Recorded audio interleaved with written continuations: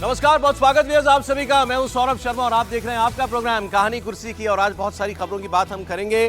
विनेश फोगाट वापस आई हैं। विनेश फोगाट के साथ जो कुछ हुआ हम सब जानते हैं और पूरे देश का दिल टूटा जब वो फाइनल में पहुंच गई, लेकिन थोड़ा सा वजन बढ़ जाने की वजह से वो डिस्क्वालीफाई हो गई और खेल नहीं पाई। लेकिन उसके बाद पूरा देश जिस तरीके से अपने स्टार खिलाड़ी के साथ खड़ा हुआ, उन्हें बताया कि आप चैंपियन थी हैं और रहेंगी। भले ही एक सिल्वर मेडल हमारे हाथ से या गोल्ड भी जीत सकती हूँ, वो हमारे हाथ से निकल गया, लेकिन अब जब वो वापस लौटी हैं आज, तो देखने वाली तस्वीरें थी व्यूअर्स। दिल्ली एयरपोर्ट पर उनका जिस तरीके से स्वागत किया गया, उसमें भारी तादाद में लोग पहुंचे, उनके साथी रेसलर्स वहां पर पहुंचे हुए थे, कुछ राजनेता भी वहां पर पहुंचे हुए थे। विनेश फोगाट जो है एक खुली जीप के ऊपर सवार हुई, बहुत भावुक हो गई थी आज, उनकी आंखों से आंसू बह रहे थे देशवासियों का ये प्यार और सम्मान देख करके। प्रधानमंत्री नरेंद्र मोदी ने भी कल जब वो ओलंपियन से बात कर रहे थे, तब उन्होंने विनेश फोगाट का जिक्र करते हुए, वहां नहीं थी लेकिन उन्होंने कहा कि विनेश फोगाट ने जो अचीवमेंट की है, ओलंपिक के फाइनल में पहुंचने वाली पहली भारतीय एथलीट वो बनी, उन्होंने कहा बहुत बड़ी और गर्व की बात है। तो प्रधानमंत्री भी खुले दिल से उनकी तारीफ कर रहे हैं और विनेश फोगाट को आप देख ही रहे हैं जिस तरीके से वो भावुक हुई थी। थोड़ी सी इसमें राजनीति भी है, वो राजनीति क्या थी ये मैं आपको बताऊंगा और यही आज हम डिस्कस करेंगे कहानी कुर्सी की में। दूसरा आज का मुद्दा हमारा है चुनाव। देश में इस वक्त कई राज्यों में चुनाव होने जा रहे हैं। कल 2 राज्यों में चुनाव की घोषणा चुनाव आयोग ने कर दी, इसमें हरियाणा और साथ साथ उसके जम्मू कश्मीर शामिल है। लेकिन अब विपक्ष पूछ रहा है कि भाई मोदी जी, आप तो बात करते हैं वन नेशन वन इलेक्शन, पूरे देश का चुनाव एक साथ, सारे राज्यों का चुनाव एक साथ, 4 राज्यों के चुनाव एक साथ क्यों नहीं करवा पा रहे आप? इसलिए क्योंकि महाराष्ट्र और झारखंड की तारीखें कल चुनाव आयोग ने नहीं बताई कि वहां चुनाव कब होगा। और विपक्ष ये कह रहा है कि इन 2 राज्यों में बीजेपी की हार तय है, इसलिए उस हार को थोड़ा और टालना चाहती है, थोड़ा और वक्त लेना चाहती है। इसीलिए इन 4 राज्यों के चुनाव एक साथ घोषित नहीं किए गए। महाराष्ट्र और झारखंड की अनाउंसमेंट अभी नहीं हुई है। इसमें कितना दम है इसकी हम बात करेंगे। झारखंड से एक बड़ी इंटरेस्टिंग डेवलपमेंट आ रही है, आप भी कह सकते हैं सुख बुगाहट आ रही है। क्या पूर्व मुख्यमंत्री चंपई सोरेन, जो अभी हेमंत सोरेन जेल गए थे, उनकी जगह उनको मुख्यमंत्री बनाया गया था, वो कुछ नाराज हैं क्या? वो क्या हेमंत सोरेन का साथ छोड़ सकते हैं? उनका बयान भी आया है जो ज्यादा बताता भी नहीं और ज्यादा छुपाता भी नहीं। इसकी बात भी हम लोग करेंगे। बंगाल में जो हंगामा चल रहा है लेडी डॉक्टर के साथ हुई हैवानियत पर, उसकी हम लोग बात करेंगे। स्टूडियो में हमारे साथ मेरे 2 मेहमान आ चुके हैं, 2 आने बाकी हैं। विजय त्रिवेदी जी, सर बहुत स्वागत आपका, आज फर्स्ट आए विजय Trivedi ji, sir thank you. और समीर जगावकर साहब वक्त पर आ गए, बहुत स्वागत समीर जी आपका भी। तो पहले आइए जरा हम लोग जो तस्वीर में आपको दिखा रहा था उसी की बात करते हैं। विनेश फोगाट का दिल्ली आना, वहां कौन कौन थे गौर कीजिएगा। पीछे आपको दिखाई दे रहे हैं बजरंग पूनिया, उनके बगल में खड़ी हुई हैं साक्षी मलिक। ये कौन है दोनों?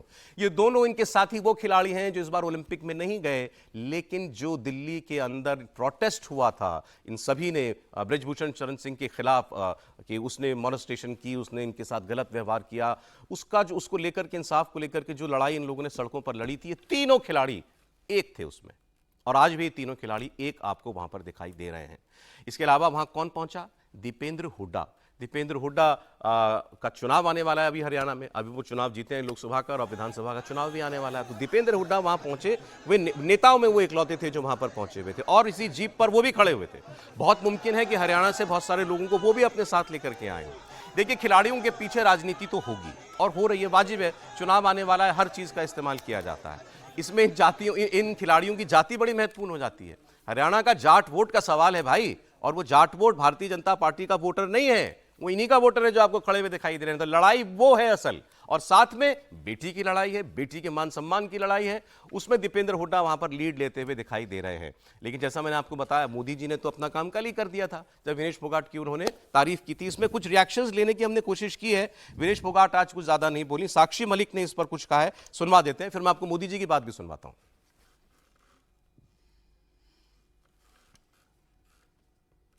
विनेश पहली ऐसी भारतीय बनी जो कुश्ती में फाइनल तक पहुंची, ये भी हमारे लिए बड़ा गर्व का विषय है।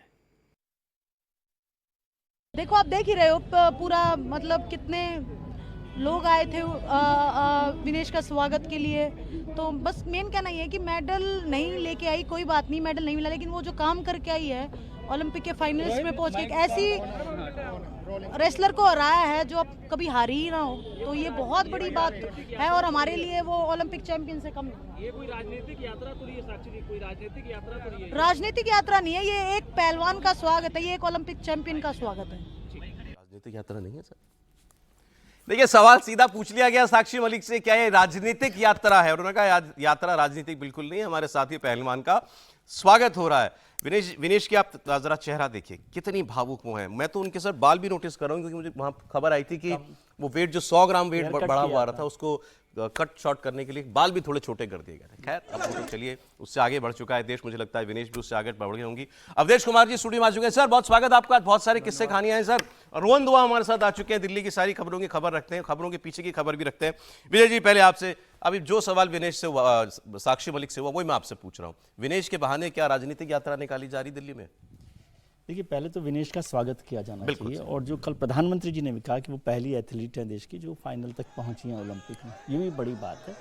और विनेश की यदि जर्नी को, यदि राजनीतिक यात्रा शुरू करेंगे कि चर्चा करेंगे, तो राजनीतिक यात्रा उसकी जंतर मंतर से शुरू हो रही है, हरियाणा में जाके खत्म होगी यदि राजनीतिक। लेकिन आज उसको पहले हमें उसको बधाई देनी चाहिए, उसको मुबारकबाद देनी चाहिए और स्वागत करना चाहिए खुले दिल से कि विनेश ने जिस तरह से किया है। और उससे भी बड़ा मैं हिंदुस्तान को भी बधाई देता हूं कि जिस तरह से हम सब लोगों ने, मतलब हमको भी उसमें शामिल कर लीजिए कि हमने खुले दिल से उनका स्वागत किया। ये इंपॉर्टेंट इसलिए है सर, क्योंकि जब विनेश ने यहाँ धरना दिया था, विनेश, साक्षी ने और बजरंग ने, बहुत सारे लोग इनके खिलाफ खड़े थे। लेकिन आज जब मेडल वाली जब बात हुई तो पूरा देश खड़ा हुआ। तो ये एक अलग बात है। तो ये बेहतर बात है कि हम अपने स्पोर्ट्स पर्सन के साथ खड़े हुए हैं, खिलाड़ियों के साथ खड़े हुए। अब राजनीतिक यात्रा को यूँ देखिए कि उस पूरी यात्रा में जो अकेले राजनेता हैं वो दीपेंद्र हुड्डा साहब हैं। बिल्कुल, दीपेंद्र हुड्डा साहब कांग्रेस के नेता हैं। माना जा रहा है कि वो चीफ मिनिस्टरियल कैंडिडेट भी हो सकते हैं हरियाणा में, और हरियाणा के चुनाव कल ही अनाउंस हुए हैं। और विनेश फोगाट, जैसे आपने कहा, यदि उसको कास्ट के हिसाब से देखें तो जाट है, जाट की वहाँ पर बड़ी भूमिका है। तो उन सबको लेकर, और मैं इससे 2 दिन पहले की बात बताऊं कि बीजेपी और कांग्रेस दोनों में विनेश फोगाट को उम्मीदवार बनाने की डिबेट भी शुरू ऑन करने की हो गई थी। तो अब वो ऑन करने में दीपेंद्र जी वहाँ पहुँच गए, देर कर दी भाजपा ने, भाजपा ने देर कर दी। तो शायद मुझे लगता है कि भाजपा के कुछ नेता दिल्ली की तरफ भी देख रहे थे, इशारा मिले तो हम चले जाते। कोई ऐसा मुश्किल काम तो है नहीं कि एयरपोर्ट पर पहुंचना। हाँ। और दीपेंद्र हुड्डा पहुंच गए, तो अब आगे राजनीतिक यात्रा कैसी होगी, लेकिन उनकी खिलाड़ी की जो यात्रा रही है वो जबरदस्त रही है। और मैं समझता हूँ वो कैंडिडेट भी बने तब भी खिलाड़ी के तौर पर उनको ज्यादा महत्व देना चाहिए। राजनेता तो किसी भी चीज को चुनाव लड़ सकती है। अब दीपेंद्र हुड्डा जी गए हैं वहां पर, तो मुझे नहीं पता कि लड़ सकती है कि नहीं लड़ सकती हैं, लेकिन कोई तो मकसद होगा ही उनका। और नहीं हो, चुनाव नहीं भी लड़ेंगी तो वो उसको एक अपमान, खिलाड़ी का अपमान, जाट का अपमान, या जो भी बात हो सकती है उसके तौर पर भी इस्तेमाल कर सकते हैं, जो नहीं करना चाहिए। मुझे लगता है कैंडिडेट बनाए वो कोई बात नहीं, कैंडिडेट बनाना हो, कांग्रेस को बनाना हो, बीजेपी को बनाना हो। लेकिन आज का दिन है विनेश फोगाट का दिन। एक बार फिर से जब वो हिंदुस्तान लौट आई हैं, सब लोग सोच रहे थे कि उनको सिल्वर मेडल तो मिल ही जाए, लेकिन वहाँ के चलिए वो खत्म हो गई बात। अब उससे आगे हम बढ़, इसीलिए मैं कह रहा था आज थोड़ी पॉलिटिक्स की बात हम करें। सर, दीपेंद्र हुड्डा वहाँ पहुंच गया, भाजपा का नेता क्यों नहीं पहुंचा? कोई नहीं, पॉलिटिकल पार्टियों के बजाय देखिए, ये देश का मानस है। देश का मानस है कि विनेश फोगाट के मामले पर उस समय देश बटा हुआ था, आज संपूर्ण देश एक है। और राजनीतिक दल होने के नाते उन्होंने पहले भी बयान दिया था। दीपेंद्र हुड्डा जी का बयान हम सबको याद है कि उन्होंने इसके राजनीतिकरण करने की कोशिश की थी, मांग की थी। उनके पिताजी ने कहा था कि उसको राज्यसभा दिया जाना चाहिए, जिस पर उनके फैमिली ने रिएक्ट किया था। तो जाहिर है कल चुनाव की घोषणा हुई है, एक अच्छा अवसर था, वो जरूर पहुंचे हैं। लेकिन भारतीय जनता पार्टी भी अंदर अंदर कुछ न कुछ ऑपरेशन कर रही होगी। इतना आसान नहीं है कि उनके घर तक नहीं पहुंची होगी, उनके लोगों से बात नहीं हुई होगी, इनको फोन नहीं हुआ होगा।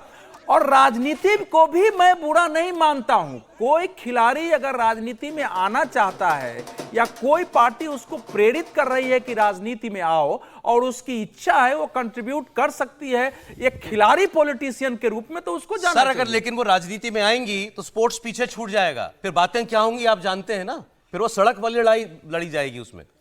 नहीं, अब अगर यही उसको, अब ये विनेश फोगाट को तय, देखिए स्पोर्ट्स करियर तो पूरा हो ही चुका है। देखिए करियर वैसे पूरा भी है, विनेश फोगाट को तय करना है कि उनकी प्रायोरिटी क्या है। देखिए हम सब लोग ना ये ऐसे मानते हैं, आप इस देश की सेवा करने के लिए अगर पैदा हुए हैं तो वो खेल के रूप में भी कर सकते हैं, राजनीति में जाके खेल को प्रमोट कर सकते हैं, जनता की सेवा करनी है देश की, तो मुझे उसमें कोई बुराई नहीं लगती। ये जो दृश्य है, ये दृश्य बताता है कि भारत हमारा ऐसा देश है जो भावनाओं के स्तर पर, राष्ट्र के स्तर पर कोई भी कुछ बेहतर काम करेगा तो आपसी विरोध भुला के हम उसके साथ खड़े होंगे।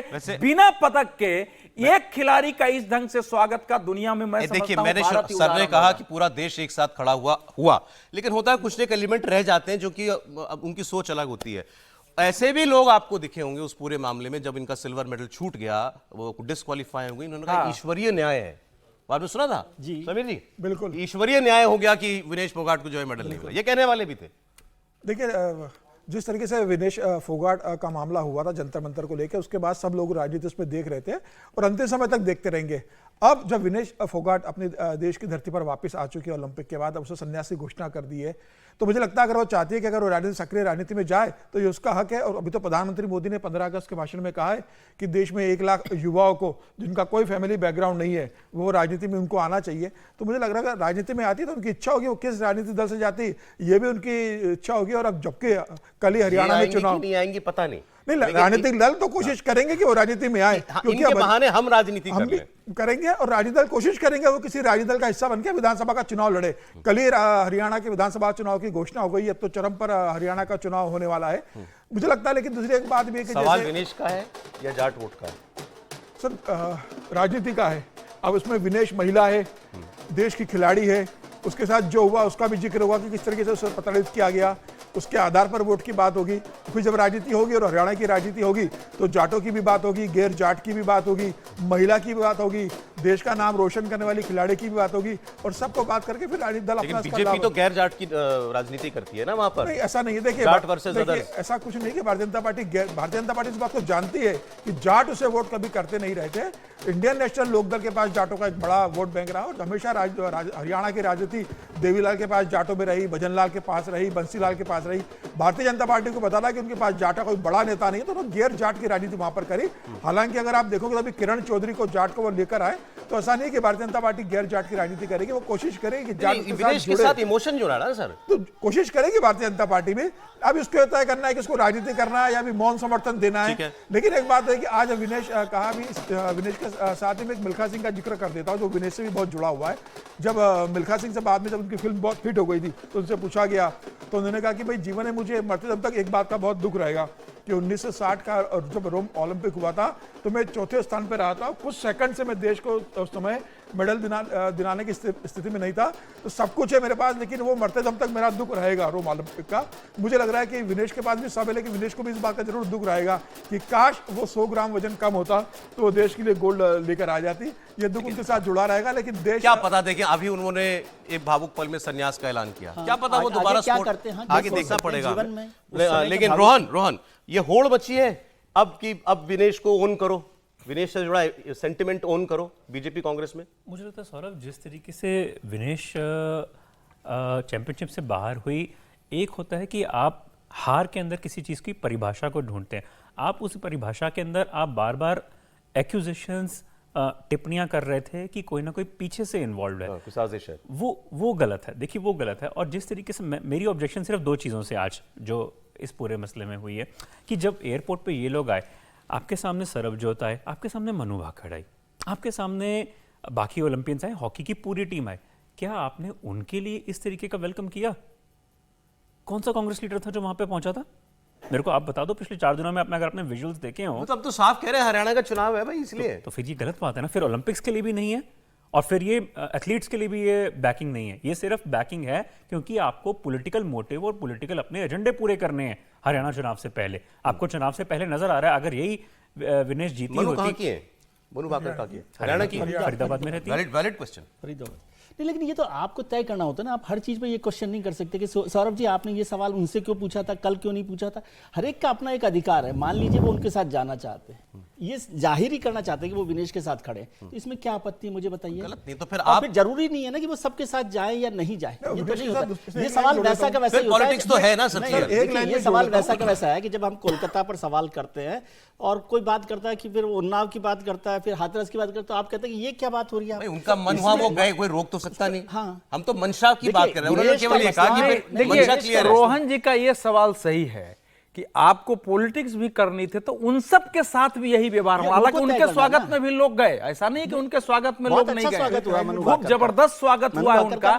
लेकिन हम लोग देखिए ऐसा है सौरभ जी कि विनेश फोगाट के मामले में राजनीति करने का आधार पूरी तरह बना दिया गया था। जो हमारे देश का जो शब्द प्रयोग करता हूं, जो कई बार आप उसको बहुत ही व्यंग में ले लेते हैं, जो इकोसिस्टम हमारे देश में खड़ा हुआ है, एंटी बीजेपी और फलाना, वो नैरेटिव एक सेट कर दिया गया कि ये प्राइम मिनिस्टर है, इसमें सरकार की भूमिका है, सरकार बहिष्कार करे, तो वो एक फ्रेम बना दिया गया था। और उसको बनाने के बाद जो माहौल उस समय बनाया गया एंटी बीजेपी, उसको बुनाने की दृष्टि से फोटो ऑप का बढ़िया जगह है, पूरी ताकत से चलो उसको लेके आओ, ये राजनीति में रहे न रहे, चुनाव में हम इसको इशू बनाएंगे। हो सकता है और राजनीति में न भी रहे, तब भी शायद चुनाव में ये इशू बनाया जाए कि देखो विनेश फोगाट लौट आए, तो बीजेपी का तो कोई था नहीं वहां तो हम ही लोग गए थे उसके स्वागत करने, प्राइम मिनिस्टर ने अपना बोल दिया, हो गया। तो ये सब इशू बनाए जाएंगे, वो उसमें कहीं कोई दो मत नहीं है। लेकिन बाकी बड़ी संख्या में जो लोग गए हैं, वो ना दीपेंद्र होदा की पॉलिटिक्स से गए हैं, ना बीजेपी के पॉलिटिक्स से गए हैं। देखिए सर, वैसे इसमें कोई गलती नहीं कि आप बीइंग अ पॉलिटिशियन अपने स्टेट की खिलाड़ी का सम्मान करना चाहते हैं क्या? ना, गलती देखिए, गलती ये है कि दीपेंद्र हुड्डा, भूपेंद्र सिंह हुड्डा सब जानते थे कि इसके पीछे सरकार कभी भी नहीं चाहेगी कि उसको न मिले मेडल। आपने उसको इशू पहले बनाया, उसको राज्यसभा में भेजो, ऐसा दबाव बना दिया, और अब आप उसको उसके फॉलोअप के रूप में स्वागत करने आ रहे हैं। तो ये तो जानबूझ के उसको राजनीति की ओर ले आना है, चुनाव का मुद्दा बनाना है, यहां तक भूल है।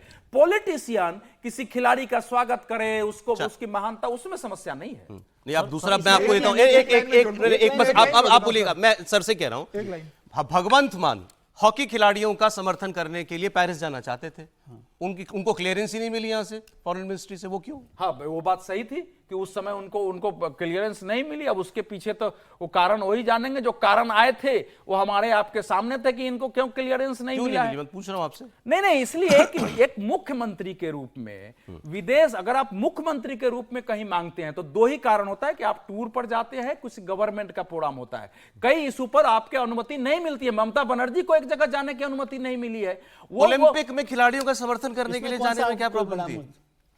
तो ऐसा है, या तो आपको लगता था भगवंत मान वहां जाके कुछ और करने वाले हैं? भगवंत मान का कर नहीं, देखिए ऐसा हो सकता है उसके पीछे पॉलिटिशियन, लेकिन सरकार ने अपनी ओर से मान्य कारण दिए थे। मेरे हिसाब से वो चले जाते तो कोई समस्या नहीं होती, लेकिन वो उनके नहीं, जब वीजा मांगा था। सर अब अच्छा ठीक है, चले मैं इससे, आप बोलिए सर, इससे आगे मैं अब जरा हम महाराष्ट्र हरियाणा का पॉलिटिकल एटमॉस्फेयर तो एक बार देखें, जांचें। आप बोलिए। देखिए, कोई भी बड़े व्यक्तित्व के साथ कोई कंट्रोवर्सी जुड़ती है तो उसमें कोई भी राजनीतिक दल अपना राजनीतिक स्वार्थ देखता है। वीके सिंह सेना प्रमुख थे, उनका सरकार से पंगा हुआ था, तो तब उसमें वीके सिंह में विपक्ष भारतीय जनता पार्टी ने उस मुद्दे को कैसे उठाया था? उस समय वीके सिंह के साथ खड़ी हुई थी, बाद में वीके सिंह भारतीय जनता पार्टी से चुनाव लड़े, मंत्री बने।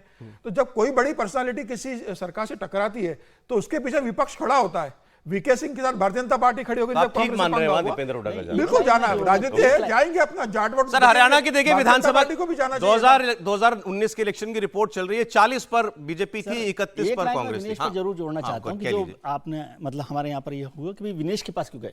विनेश खिलाड़ी ही नहीं है, वो उसके साथ विक्टिमहुड भी जुड़ा हुआ है। विनेश नहीं, वही तो नहीं, ये गंभीर बात है कि विनेश जो है विक्टिम है, और भारतीय जनता पार्टी जब उसको खड़ा होना था तब वो उसके साथ नहीं खड़ी थी, बल्कि उसके खिलाफ खड़ी थी, यूं कहूं तो साफ तौर पर।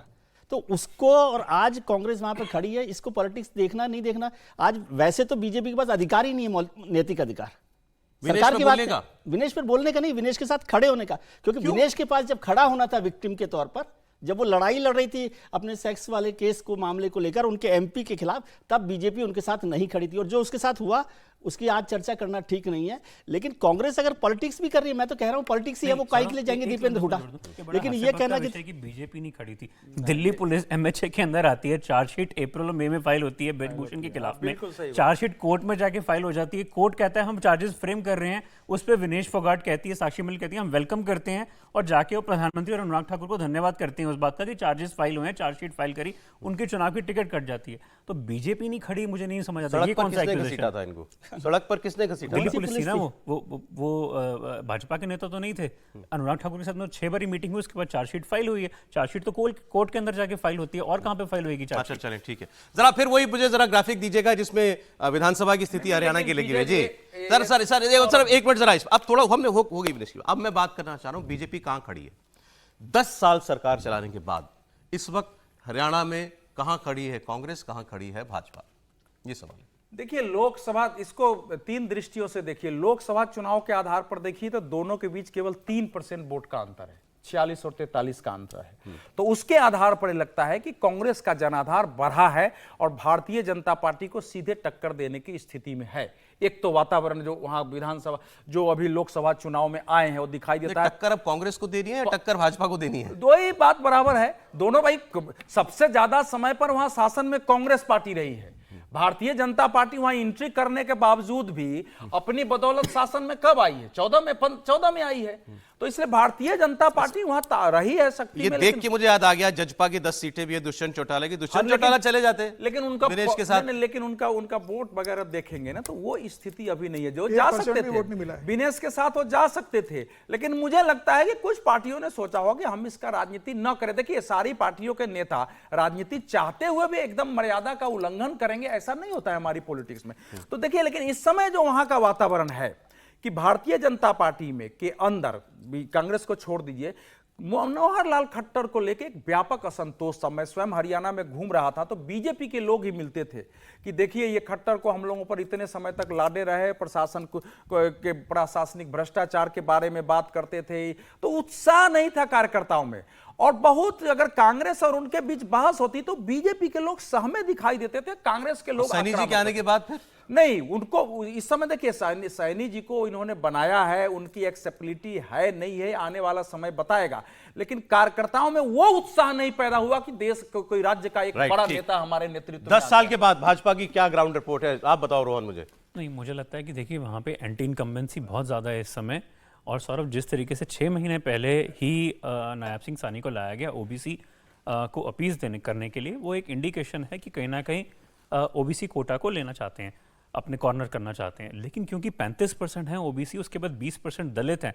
लेकिन जिस तरीके से भारतीय जनता पार्टी किरण चौधरी को लेके आई, श्रुति चौधरी को लेके आई, तो थोड़ा सा ये इंडिकेशन भी देना चाह रही है कि जाट्स को भी थोड़ा सा कंसोलिडेट कर सकती है, क्योंकि जेजेपी अब साथ में रही है। लेकिन उसका नुकसान जो है, मुझे लगता है भाजपा को ज्यादा होगा कि जेजेपी से स्प्लिट करने का, रादर देन कि कांग्रेस को वो तो लोग कहते हैं ना स्ट्रेटेजिक स्प्लिट था, साथ में आना ही है। नहीं, मैं ये नहीं कह, मैं कह रहा हूँ कि कांग्रेस को फायदा ना हो या ना हो, लेकिन भाजपा को उसका थोड़ा नुकसान जरूर होगा। किस बात का? मैं समझा नहीं। मैं इस बात का, क्योंकि जेजेपी के पास जो जाट वोट बैंक शेयर था, वो एक वहां से खिसकता हुआ नजर आया। अब आप श्रुति चौधरी को ला रहे हैं, किरण चौधरी को ला रहे हैं, क्योंकि उनकी हरियाणा पूर्व मुख्यमंत्री भूपेंद्र हुड्डा से नहीं बनती है, अनबन रहती है इतने सालों से, उनको मुख्यमंत्री क्या जजपा थोड़ी इररिलेवेंट होने वाली इलेक्शन में? सर, जेजेपी का आप बात करोगे, जननायक जनता पार्टी पूरी तरीके से रिलेवेंट हो गई है। आप देखो 10 लोकसभा सीटों पर चुनाव लड़ा उन्होंने, 10 पर जमानत जब्त हो गई। और दुष्यंत चौटाला की मदर जो नैना चौटाला है, उनको सबसे ज्यादा वोट मिले 22,000। फरीदाबाद में जो जेजेपी का उम्मीदवार था, उसको 5,000 वोट मिले। जिस पार्टी को 1% से भी कम वोट मिला, बसपा से और इंडियन नेशनल लोकदल से भी कम परसेंट, 0.84% वोट मिला। जो विधानसभा में किंग मेकर थी, 2019 में 15% वोट मिला था, 10 सीटें जीती थी। विधानसभा 2019 का जो विधानसभा चुनाव हुआ था, उसके 10 महीने पहले जेजेपी बनी और 10 सीटें जीतने वाली। अभी फ्रंट रनर कौन है इलेक्शन में? हरियाणा इलेक्शन। दो चीजें मैं क्लियर कर देता हूं। भारतीय जनता पार्टी का 15% वोट कम हुआ है और कांग्रेस का 12% वोट बढ़ा है इस लोकसभा चुनाव में। अगर आप देखोगे 2019 से कंपेयर करोगे, और जो लोकसभा का चुनाव परिणाम आया है, उसमें 46 विधानसभा सीटों पर कांग्रेस को बढ़त मिली है। 5 सीटें अगर कांग्रेस जीतती है तो यह बहुत आसान नहीं होने वाला। जेजेपी फिर आएगी बीजेपी के साथ, आ सकती है, उसमें कोई ऐसा बड़ा नहीं है। लेकिन अभी उनको कितनी सीट मिलती है, कितना, और उसको लोकसभा से मत जोड़ी, वो विधानसभा वाली पार्टी है, उसको लोकसभा में कोई मतलब नहीं है उसको कि उसको काउंट करें और उसको आप पुश करें। लेकिन जेजेपी बीजेपी के साथ आएगी नहीं आएगी, सवाल तो अभी बीजेपी वर्सेस कांग्रेस का है। और 10 साल कांग्रेस की, भारतीय जनता पार्टी की सरकार रह ली, उस पर यह कहना कि अब पहले कांग्रेस की सरकार लंबी, अब तो 10 साल रह ली ना। और बीजेपी ने खुद ने मान लिया, आप इसको कुछ भी कहें, बीजेपी ने अपनी डिफीट मान ली कि भाई उनके मुख्यमंत्री ऐसे नहीं थे जो इस चुनाव को लीड कर सकते हैं। यानी वो समझ रही थी कि मनोहर लाल खट्टर के नेतृत्व में सरकार ने अच्छा काम नहीं किया। एंटी इनकम्बेंसी कब होती है? चेहरे से तो होती नहीं है, काम से होती है ना।